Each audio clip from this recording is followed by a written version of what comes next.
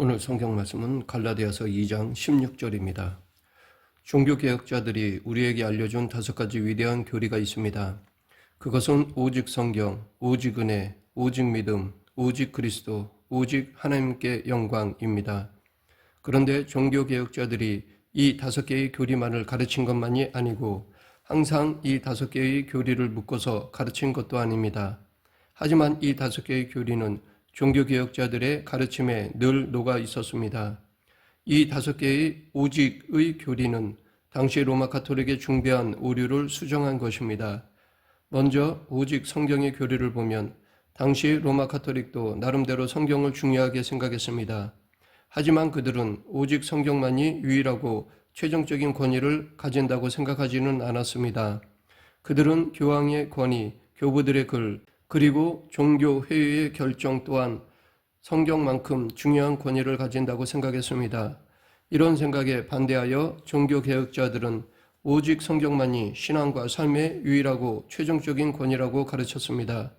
즉 성경만이 우리 신앙의 표준이라는 것입니다.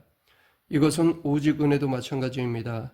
당시 로마 가톨릭도 구원받기 위해서는 반드시 은혜가 필요하다고 하였지만 그들은 하나님의 은혜에 인간의 공로가 덧붙여져야 구원이 완성된다고 주장했습니다.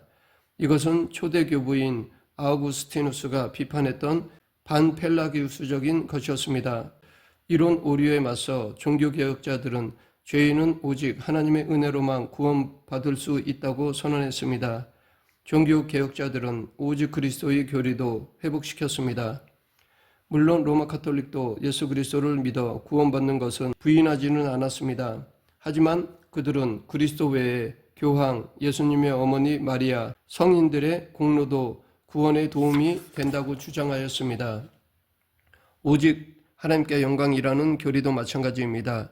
16세기 당시에 로마 가톨릭은 하나님께만 속한 영광을 인간인 교황과 주교가 가르쳤습니다.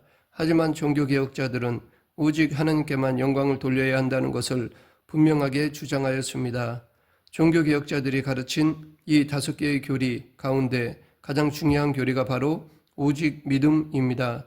라틴어로 솔라 피데라고 하는데 이 라틴어를 흔히 오직 믿음이라고 해석하지만 보다 정확한 번역은 오직 믿음으로입니다. 그러면 이 오직 믿음으로 다음에 어떤 말이 오면 좋을까요? 오직 믿음으로 살아가자. 좋은 말이지만 정답은 아닙니다. 오직 믿음으로 구원받는다. 앞의 것보다 정답에 더 가깝지만 더 정확하게는 오직 믿음으로 의롭다 여김을 받는다입니다. 이를 한자어로 이신칭의라고 하고 줄여서 칭의라고 말하기도 합니다. 이 이신칭의는 종교개혁의 가장 핵심적인 모토였습니다. 사실상 종교개혁은 이 모토를 지키기 위해서 일어난 운동이라고 해도 과언이 아닐 것입니다.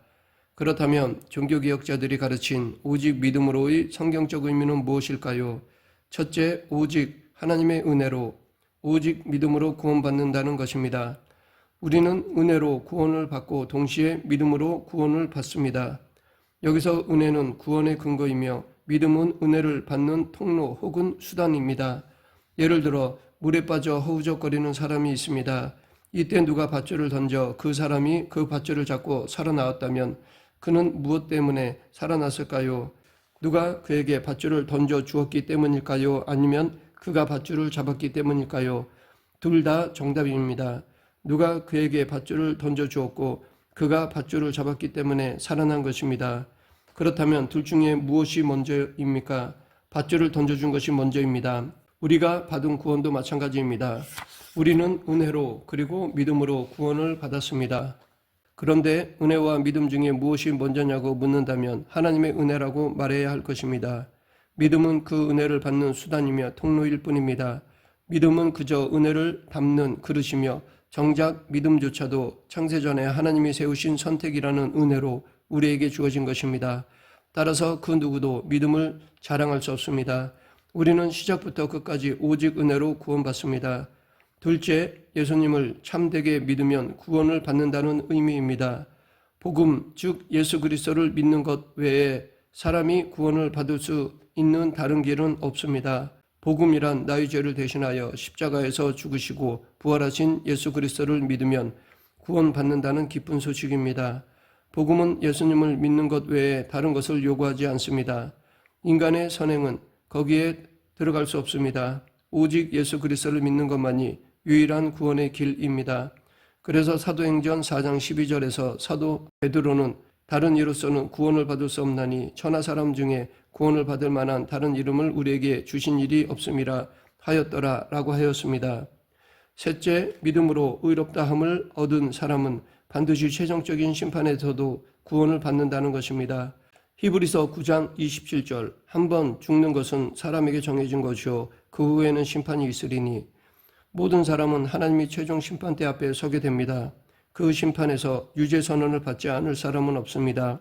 모든 사람은 전적으로 타락하였기에 하나님의 율법과 계명을 어기며 살기 때문입니다. 그 최종 심판에서 구원을 받을 수 있는 유일한 길은 오직 믿음뿐입니다. 예수 그리스도를 믿는 것 외에 최종 심판을 통과할 방법은 없습니다. 그렇다면 지금 우리가 예수님을 믿고 의롭다함을 받으면 최종 심판 때에서 반드시 구원을 받을 수 있을까요? 로마서 5장 9절은 그렇다고 말하고 있습니다. 그러면 이제 우리가 그의 피로 말미암아 의롭다 하심을 받았으니 더욱 그로 말미암아 진노하심에 구원을 받을 것이니, 여기서 진노하심이라는 말은 로마서의 문맥상 하나님의 최종 심판을 뜻합니다. 따라서 지금 이 땅에 예수 그리스도를 믿음으로 의롭다함을 얻으면 누구든지 반드시 최종 심판에서도 구원을 받습니다. 넷째, 믿음으로 의롭다함을 받은 사람은 삶의 열매로서 믿음의 증거들을 드러낸다는 것입니다. 루터가 이신층의 교례를 말했을 때 로마 카톨릭은 즉각 반발하였습니다. 왜냐하면 그런 식으로 가르치면 사람들이 방종에 빠져 신앙생활을 열심히 하지 않을 거라고 생각했기 때문입니다. 사실 로마 카톨릭의 주장이 완전히 틀린 말은 아니었습니다. 실제로 루터 당시에도 그런 일이 있었습니다. 당시의 로마 카톨릭 사제들은 하루에 7번 기도했습니다. 공로주의에 빠져있던 카톨릭 사제들은 주의 의로운 규례들로 말미암아 내가 하루 7번씩 주를 찬양하나이다 라는 말씀을 문자적으로 지키고자 수고하였습니다. 루터는 이전에 로마 카톨릭 사제였다가 개신교 목사로 전향한 사람들에게 그런 규칙을 따를 필요가 없다고 하였습니다. 우리는 기도 시간을 채워서 구원을 받는 것이 아니라 오직 믿음으로 구원을 받기 때문입니다. 그러자 사람들이 기도를 거의 하지 않게 되었습니다. 루터는 그런 목사들을 향해 돼지를 치거나 개를 키우는 자가 되는 것이 낫겠다라며 욕설을 퍼부었습니다. 종교 개혁자들이 믿음을 강조했다고 해서 결코 실천을 등한히 했던 것은 아닙니다. 칼빈은 기독교 강요에서 복음은 혀의 교리가 아니고 삶의 교리라고 주장했습니다. 그러면서 그는 이신칭의를 주장하는 우리들과 그것을 거부하는 로마 카톨릭 중에 실제로 누가 더 선행을 많이 하는지를 굳이 묻지 않겠다고 하였습니다. 왜냐하면 이신칭의의 교리를 믿는 사람들이 비교할 수 없을 정도로 많은 선행을 행하였기 때문입니다.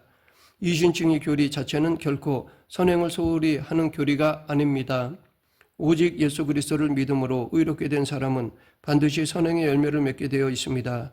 종교개혁자들은 이런 의미에서 선행이 믿음의 열매와 결과이며 믿음의 증거와 표시가 된다고 가르쳤습니다. 종교개혁자들이 그토록 오직 믿음을 강조했던 이유는 당시 로마 카톨릭이 전혀 다른 구원론을 가르쳤기 때문입니다. 물론 겉보기에는 유사해 보일 수 있습니다. 왜냐하면 로마 카톨릭에서도 말로는 믿음으로 구원을 받는다고 가르치기 때문입니다. 중요한 것은 믿음으로냐 아니면 오직 믿음으로냐 하는 문제입니다. 루터 당시의 로마 카톨릭은 오직 믿음으로 의롭다함을 받는다고 가르치지 않았습니다. 또한 종교개혁 신학이 거부한 것은 한 번 받은 구원이 취소될 수 있다는 로마 카톨릭 주장이었습니다. 왜냐하면 믿음으로 그리스도와 연합하고 하나님의 자녀가 된 사람은 구원에 탈락할 수 없기 때문입니다. 그래서 혹자는 로마 카톨릭의 구원론을 마일리지 구원론이라고 부르기도 합니다. 로마 카톨릭에서 구원은 하나님의 은혜로 받지만 그 은혜는 노력하는 자의 공로 때문에 주어진다고 믿습니다. 즉 불신자가 착하게 살면 그것 때문에 하나님께서 은혜를 주신다는 것입니다. 그들은 또한 하나님의 은혜가 사제의 성사행위를 통해 신자에게 주입된다고 믿습니다. 성사행위란 세례나 성찬 같은 것입니다. 로마 카톨릭에서는 아담이 원죄를 지었을 때 원의를 상실했다고 주장합니다. 그런데 우리가 사죄를 통해 세례를 받을 때 그 원의가 마치 물질처럼 신자에게 주입된다고 합니다. 이 은혜를 받은 사람은 독특한 성향이 생겨서 선행을 시작할 수 있게 된다고 합니다. 그렇게 믿음의 선행이 계속 쌓이면 그것이 공로가 되어 최종적인 구원이 그에게 주어진다고 카톨릭은 주장합니다. 그러하기에 로마 카톨릭에서는 선행이 충분히 쌓이지 않으면 처음 받았던 구원의 은혜가 박탈된다고 합니다. 혹은 살다가 큰 죄를 지어도 구원이 박탈된다고 합니다. 그래서 그들은 사제를 제외한 일반 교인들은 죽을 때까지 결코 구원의 확신을 가질 수 없다고 가르칩니다. 반면에 종교개혁자들은 오직 믿음으로 구원이 확정되며 선행은 그 믿음의 열매라고 주장합니다. 분명히 열매가 있어야 하지만 그 열매의 개수에 따라 구원이 확정되는 것은 아닙니다. 신자는 당연히 거룩하게 살기 위해 노력하며 살다가 비록 죄를 범했더라도 그가 참된 신앙을 가졌다면 반드시 회개하게 됩니다. 물론 이런 말을 듣고서 그럼 나도 그런 큰 죄를 한번 지어볼까 라고 생각하는 사람은 없을 것입니다. 루터와 칼빈은 만약 그렇게 생각하는 사람이 있다면 그런 사람에게 당신은 아직도 참된 믿음이 무엇인지 모르고 있다라고 말할 것입니다. 로마 가톨릭의 마일리지 구원론은 오늘날 우리 주위에서도 팽배해 있습니다. 종교다운 주의는 다 이것을 주장합니다. 어쩌면 우리 개신교 안에도 이 마일리지 구원론이 들어와 있을 수 있습니다. 이를 근절하려면 철저하게 말씀을 붙들어야 합니다. 이제 갈라디아서 본문을 통해서 그 내용을 살펴보겠습니다. 갈라디아서는 아주 독특한 상황에서 기록된 서신입니다. 만일 힘써 이루어 놓은 결과를 누군가가 망친다면 어떻게 하시겠습니까? 일평생 모아놓은 재산인데 사기를 당한다면 너무나 분통이 터질 것입니다. 사도 바울이 갈라디아서를 쓰고 있을 때가 바로 그런 심정이었을 것입니다. 바울이 갈라디아 지역을 선교한 이후에 교회를 어지럽게 하는 자들과 거짓 형제들이 갈라디아 교회에 들어왔습니다. 그들의 주장들 가운데 가장 심각한 것은 예수 그리스도를 믿어도 유대교식으로 율법을 지키지 않으면 구원을 받을 수 없다는 것이었습니다. 그들은 그리스도 외에 다른 것, 즉 율법을 의지하여 구원을 이루려는 자들이었습니다. 사도 바울은 그런 주장에 맞서 오직 예수 그리스도를 믿음으로 의롭게 된다는 것을 역설하였습니다. 오늘 본문 16절 상반절, 사람이 의롭게 되는 것은 율법의 행위로 말미암음이 아니요 오직 예수 그리스도를 믿음으로 말미암는 줄 알므로 우리도 그리스도 예수를 믿나니 이는 우리가 율법의 행위로서가 아니고 그리스도를 믿음으로써 의롭다함을 얻으려 함이라. 여기서 사도 바울은 율법의 행위가 아니라 오직 예수 그리스도를 믿음으로 의롭게 된다는 말을 두 번이나 반복하였습니다. 그러면 사도 바울은 왜 오직 그리스도를 믿음으로 의롭게 된다고 하는 것일까요? 그 이유가 16절 하반절입니다. 율법의 행위로서는 의롭다함을 얻을 육체가 없느니라. 갈라디아서 3장 10절에서는 그 내용이 보다 자세히 설명되어 있습니다. 무릇 율법 행위에 속한 자들은 저주 아래에 있나니 기록된 바 누구든지 율법책에 기록된 대로 모든 일을 항상 행하지 아니하는 자는 저주 아래에 있는 자라 하였음이라. 율법을 행함으로써 의롭게 될 수 없는 이유는 그 누구도 율법책에 기록된 모든 내용을 항상 지킬 수 없기 때문입니다. 다시 말해 그 이유는 율법이 문제가 아니라 인간의 죄악된 상태, 연약한 상태가 문제인 것입니다. 그렇기 때문에 하나님은 오직 그리스도를 믿음으로 구원을 얻는 길을 우리에게 주신 것입니다. 그래서 갈라디아서 3장 24절에서 율법은 다만 우리를 그리스도께 인도하는 초등교사에 불과하다고 하였습니다. 이제 하나님은 자기 백성들을 율법이 아니라 은혜 아래 두셨습니다. 바울 당시의 유대인들은 그 사실을 몰랐습니다. 그래서 그들은 마일리지 구원론에 갇혀 하나님의 은혜를 무시하였습니다. 이 마일리지 구원론에 빠지면 신앙생활은 세상적인 공로를 쌓는 일이 됩니다. 이 안에서 신자들은 서열화될 수밖에 없습니다. 그런데 이 이신층의 교리를 이야기하면서 반드시 짚고 넘어가야 할 문제가 있습니다. 루터가 이 이신층의 교리를 회복하고자 했을 때 로마 카톨릭이 반발하면서 자주 언급했던 구절이 있습니다. 바로 야고보서 2장 24절입니다. 이로 보건대 사람이 행함으로 의롭다 하심을 받고 믿음으로만은 아니니라. 이 구절만 보면 마치 오직 믿음으로 의롭다 함을 받는다는 말이 틀린 것처럼 보입니다. 물론 야고보서가 믿음과 행함으로 의롭다 함을 받는다는 것을 말하고 있는 것은 사실입니다. 그런데 문제는 야고보서가 말하는 믿음과 행함이 사도 바울이 갈라디아에서 말한 믿음과 행함과 어떻게 다른가 하는 것입니다. 야고보서 2장에서 비판받는 믿음은 사도 바울이 갈라디아에서 말하는 믿음이 아니라 가짜 믿음입니다. 즉 입으로만 믿노라 하고 행함이 전혀 없는 믿음입니다. 동시에 야고보가 말했던 행함도 역시 그리스도의 의를 대신하여 인간의 공로를 쌓기 위한 행함이 아니라 믿음의 결과로서 따라오는 선행입니다. 그렇기 때문에 사도 바울 역시 야고보서 2장 24절 말씀에 완전히 동의했을 것입니다. 사도 바울도 사람이 단지 입으로 믿는다고 말만 하고 전혀 행동이 따르지 않는 그런 믿음으로는 의롭다함을 받을 수 없다고 가르치기 때문입니다. 말씀을 맺겠습니다. 우리가 거룩한 삶을 사는 이유는 그리스도께서 우리를 사랑하시고 우리 또한 그리스도를 사랑하기 때문입니다. 말씀대로 하면 손해보는 일, 자존심 상하는 일, 억울한 일을 겪기도 하지만 오직 그리스도를 사랑하기 때문에 감내합니다. 세상에 살아가면서 하나님의 말씀대로 사는 것이 너무나 힘들다고 느낄 때 우리는 오직 믿음의 진리를 기억해야 합니다. 나를 위해 죽으신 예수 그리스도를 기억할 때 내가 지금 지고 있는 십자가는 오히려 가볍게 느껴질 것입니다. 우리가 성화의 삶에서 때때로 실패하고 넘어져 자신에게 실망할 때도 여전히 기억해야 할 것은 이 오직 믿음입니다. 이 오직 믿음 안에서 살아가는 저와 여러분이 되길 간절히 축원합니다. 기도하겠습니다. 사랑과 은혜가 풍성하신 하나님 아버지, 우리의 믿음은 전적인 하나님의 은혜임을 깨닫고 이렇게 하나님의 자녀로 불러주심을 감사하는 성도가 되게 하여 주시옵소서. 예수님 이름으로 기도드립니다. 아멘.